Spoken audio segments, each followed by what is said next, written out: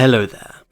After the amount of content released for Gigabash greatly declined in 2025 compared to 2024, I assumed the worst. I thought that Passion Republic Games was a skeleton crew at this point, with most of the devs leaving after the lockdown, as it was primarily developed during the pandemic. But turns out, they were cooking up a storm, as latest DLC, Final Ascension, may be the best one yet. So today, we're going to be reviewing it, as well as analysing it and discussing the lore around it. This is going to be organised into 4 parts, the first and foremost part being a brief overview of the DLC, because that's what you're all here for. Secondly, a more in-depth analysis about the finer details and content in it for anyone still on the fence. Thirdly, my thoughts on topics that would be considered spoilers, so I can refrain from mentioning them in the first 2 parts. Finally, a full overview of the DLC and my conclusion on whether or not I think it's worth the price. Without any further ado, let's get into this. Enjoy! The value of Final Ascension really depends on what you get out of the game. If you're here to play as the licensed characters, there's no real need to get this one over the Godzilla or the Ultraman packs.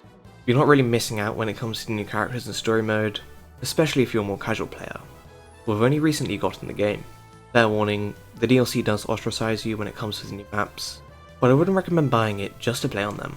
You can enjoy the new story mode regardless, but the DLC does get exponentially better with the more knowledge and experience you have in the game, especially when it comes to the background lore.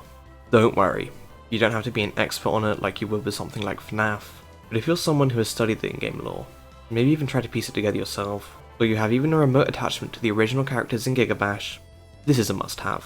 While the character packs feel like a welcome addition, Final Ascension is more so an expansion to the base game, and the new story mode easily overshadows the original 4.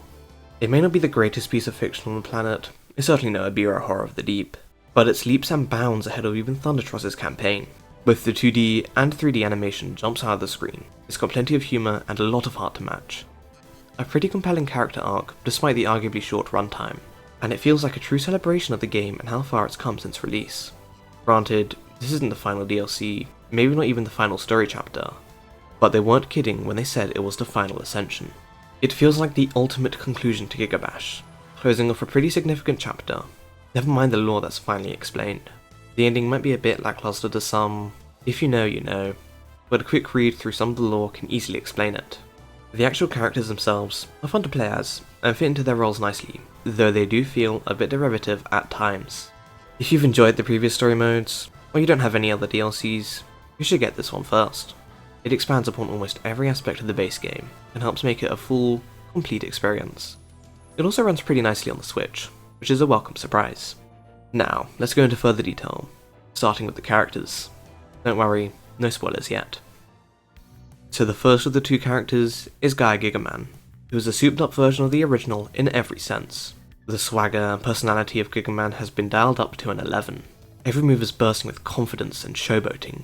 Most of his moveset expands on his previous attacks, either including them in indirect forms or making them even better.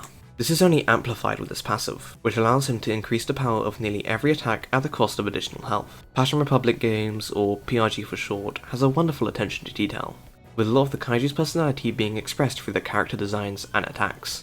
PPGRS is a slippery trickster, so most of his moves are evolved around keeping his enemies at a distance and avoiding attacks. Zaya is a natural protector of the Giga Core, though its attacks involve controlling where its opponents go and stealing Giga energy. Yeti is fat, so Yeti is Kirby. Gigaman is showboaty, often taking risks for rewards, overly confident, and doesn't give up easily, so as his health decreases, he gets more powerful. However, this passive only really kicks in when he's on his last legs, so for Gaya Gigaman, they made the player actively choose how risky they want to be.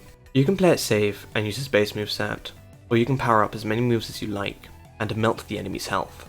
Gaya is a true glass cannon, as he has the potential to be the best or worst character in the game, which helps him feel balanced despite some of his moves being, quite frankly, outrageous.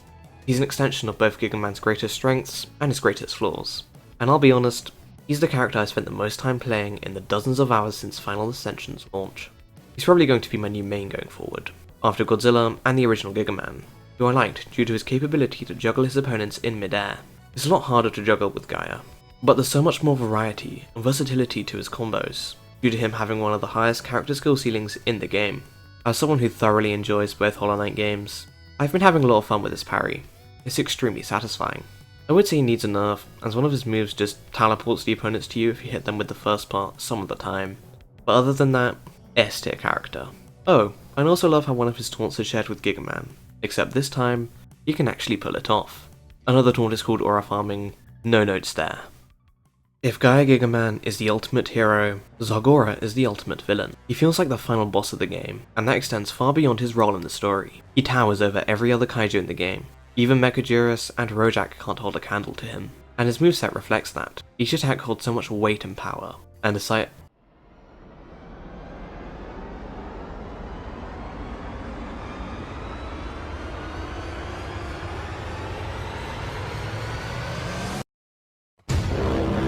Each attack holds so much weight and power, and despite some being easily telegraphed, that works in his favour. Zargorah puts Lego Galactus and all those other villains after you unlock them to shame, as you genuinely get to play as a boss. Like Gaya Gigaman, his special move adds a lot more complexity, as it either lets him fly or grounds him on all fours, both states then leading to even more combos. He does, unfortunately, suck at juggling his foes, but I think his fire breath alone makes up for that. Another flaw would be the fact that, unlike Gaya Gigaman, he has barely any good victory screens due to how gigantic he is. None of his taunts even fit on the screen, but I kinda find that funny. I also like how his S-Class design has a bunch of Giga energy crystals breaking through his armor. It's a cool touch, and fits his color scheme turning more purple. Some of you might have been able to piece together something about his design and moveset that does make him feel derivative, but I can't really get into those aspects while remaining spoiler free. If you're on the same page as me right now, you're gonna love this DLC. I'll talk more about Zargorah when I get into spoilers, but for now, I'm going to talk about things that apply to both kaiju. So, in terms of the characters included, they are genuinely perfect when it comes to their intended niche. Zargorah is a towering final threat, and Gaya Gigaman is Gigaman turned up to an 11. When it comes to fitting into the base roster, they fall a bit short. Firstly, they do feel a bit derivative due to their designs being strongly inspired by base game characters. Secondly, their ultimates are just simply insane. There was already sort of an issue with the newer DLC characters having their ultimates feel a bit unfair, as they rely a lot less on positioning and timing when compared to previous DLCs or even the base characters. Except right now, of course, that ultimate makes you want to cry. If you want main character energy, look no further than these two. With that being said, I really enjoy both, and I feel that their inclusion is justified of a more original or licensed character due to the story factors alone. But I'm getting ahead of myself. Let's talk about the new maps for now. Yefan City is an absolute treat in every way imaginable. It has just enough going on to make it unique every time, but not too much to make it feel bloated. I love how it combines traditional architecture with modern designs, splitting them by a wide river. Let's look at the modern part first. It's just so dense, with the skyscrapers being packed together, and the streets being rather narrow in comparison to, say, Mirror District. Two large bridges also cut through and around the area, making it feel even more crowded and tall. The deep and neon blues also help it stand apart from the other cities in the game, as well as the other side of the map, because that part is mainly bright oranges and yellows. The more traditional section is one of the most unique locations in Gigabash, as it's got so much elevation even after all the buildings get destroyed. It's easily got the most interesting terrain formation. The architecture on this side has also some of my favourite building designs. I just wish they gave it to concrete, and the way the buildings are all stacked on top of each other really makes it feel special. The giant dragon statue that breathes fire and the massive dish work as wonderful weapons. And how could I be remiss to mention the gigantic Ferris wheel? This was something I mentioned in my last Gigabash video. It's nice to see I wasn't alone in wanting one, and I love the way it carries enemies in it. It's definitely one of my favourite items in the game. One flaw with this map is how huge the river is. It makes both halves feel way smaller and prevents you from ever feeling immersed in either. The map's main gimmick, that being the way it turns from day to night, works surprisingly well even on the Switch. I especially enjoy the way all the lights flicker on individually, and the music theme is just incredible. I like the Eastern instruments, and the way it encapsulates the map's aesthetics of traditional culture and a modern identity. We only have about 7 other city maps, which is a smaller selection than it sounds like, so this is a wonderful addition to the roster. Fractured Earth might just be the most barren map of the entire game, but that kinda works in its favour. It's meant to be an ultimate battleground, and it's nice to have a proper map that keeps things on a level playing field. It feels grandiose and, well, final, and I adore the colours. It's got the wonderful palette of the Hollow Earth maps without the weird lighting and darkness, and I love how vibrant all of the purples and pinks are. The lore surrounding what it's based on and how it formed is also pretty cool, but unfortunately, its hazard is a bit unconventional, to say the very least. I'm very glad I held off from playing on the map before the new story chapter, as the hazard is a major spoiler. I imagine it'd be very frustrating finding out about the spoiler through playing a match, let alone if it was chosen online.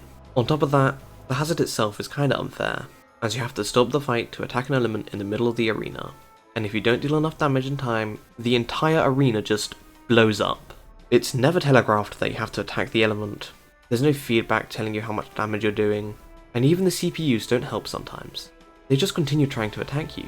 Thankfully, the hazard does stop whenever anybody turns it to an S-class, or due to an ultimate. But it does destroy the ultimate orb if you don't act fast enough. I don't think this is all a skill issue, as nobody online has ever stopped it. If you've beaten the new story mode, you'll know what the spoiler is, and I'm baffled that they chose to include this particular explosion thing over a different thing in the same level, which split the arena down the middle with a thick red marker before dealing damage to anyone in the radius. All that being said, it is cool to see that spoiler in normal matches, but it's got potential to be incredibly frustrating.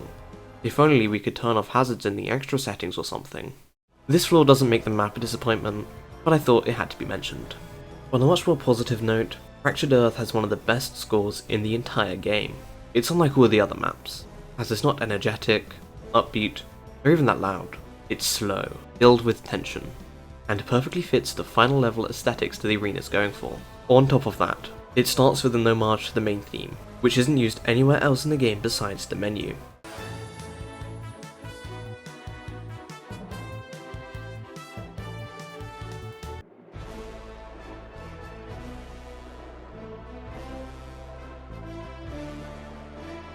Why is this soundtrack not on streaming yet? All in all, Fractured Earth fits the niche of being a level playing field, and I'm glad that they chose to add in the DLC instead of keeping it only in story mode.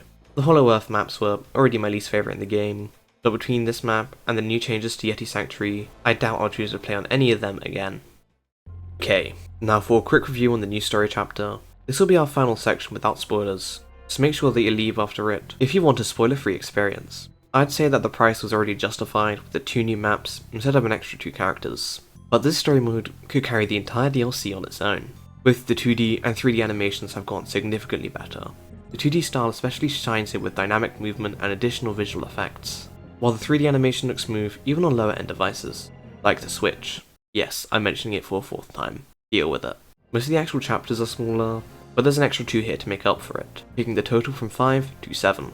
The plot and narrative itself spans the entire game, on a location, character, and timeline basis.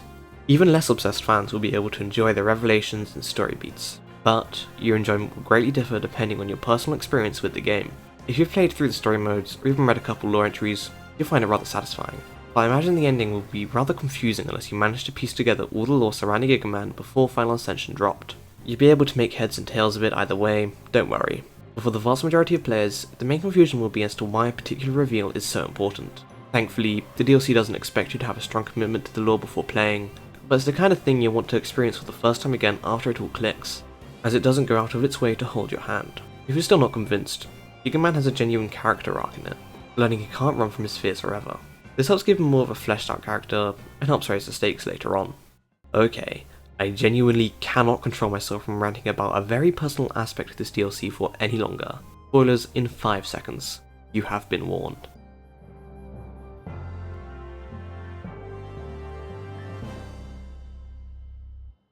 Megumi is the reason why Gigaman retired.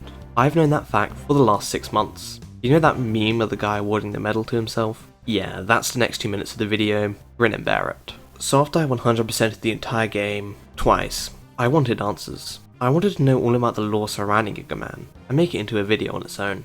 It's an ongoing joke on the channel that my theories are never accurate, and I unfortunately burnt myself out after piecing together this particular one. So I knew exactly how it all went, but couldn't write a script about it, or even share it. But yeah, I hit the nail on the head. I could spend 10 minutes going into how I arrived at my conclusions alone, but all you really need to know is that I predicted that Gigaman retired after he failed to save Megumi, who is Dr. Otoma's wife, and the pilot of Thundertross, Yuki, she's his mother. Here's your evidence. I'm not petty enough to digitally change the date of the note, and I'd be surprised if a dozen other people knew that Megumi was the name of Dr. Otoma's wife. I'll be completely honest, the one thing I did miss was the outright confirmation that it was Rora who killed her in 2012, because I foolishly didn't anticipate Rojak getting a lore section, and I assumed that Dr. Otoma gave Gigaman his powers due to the G on his chest. If the G stands for Gigaman, But it wasn't cool to get energy until the 90s by Dr. Otama. Why did his suit have a G in the 70s? That was explained in this DLC by having the G stand for Gaya. I also knew that Show was Gigaman, and that's given due to his name literally meaning show off. The one time I didn't make a video, and I was completely correct. I know that for all of you still watching this section, this means nothing, but for me, that final line where Gigaman says that he's sorry for failing to protect Megumi, that hit harder than Cat picking up Mjolnir, just due to how personal it felt, and the relief that several hours of my life hadn't gone to waste. Well, I mean, they still did, but that investment went from completely useless to justifiably useless. Thanks for sticking around during all of that. I've just been desperate to get it off my chest for the last half year. So, the final level. Never in my life did I expect PRG to pull out all the stops and bring us a full-on boss fight. The ultimate ascension of Zargorah is just so cool. I love the way it fully resembles an Eastern depiction of a dragon, and it appearing in the ultimate is also lovely. On the topic of ultimates, Gaya Gigaman's one being called Gigabash was just a delight. At this point, I would take the opportunity to make the same joke for a third time in a row.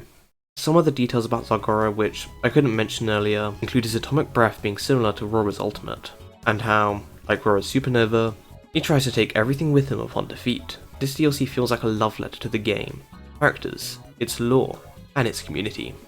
Gigaman's arc was also a highlight. It's not high art or insane or anything, but Sho coming to grips with his past, and growing as a character who accepts his responsibility head on instead of running away from it, leading up to him sacrificing himself for Yuki, was incredible. Reading the lore entries after was indescribably satisfying, especially the letter. Rojak making an appearance was a surprise that I welcomed with open arms. All of the different pilots and the personalities are a delight to see in a story mode. Rora and Gigaman's rivalry being expanded upon was interesting. The more I reflect on the arc, the more I realised how amazing it was. Even Concrete appearing was technically a fanservice moment, semi-confirming the theory that he's stalking Gigaman. Mechajuris' personality in this is subtle, but a bit different as to how I imagined it. He feels far more anxious and emotional. But besides all those things, except for my theory being proven right of course, my absolute favourite inclusion was the main theme kicking in at the very end. I lied earlier. It isn't just in Fractured Earth, it also plays when the heroes make the final push against Zargorah, and I absolutely loved that.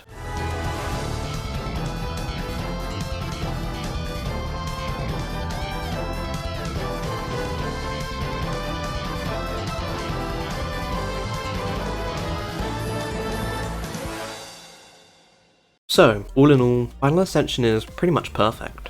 Every aspect has been refined to become as great as possible, and out of all the DLCs, I'd say it's the best by a landslide. This isn't just recency bias at play here. As of writing the script, it's been about a week since it dropped, and I haven't put down the game since.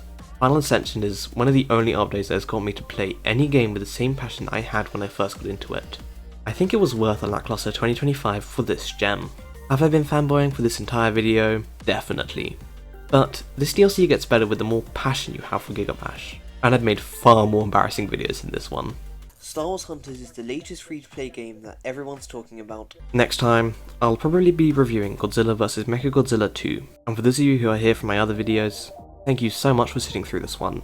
I'm really glad you enjoyed my format, and everyone else still here. Have a wonderful day, and I'll see you all later.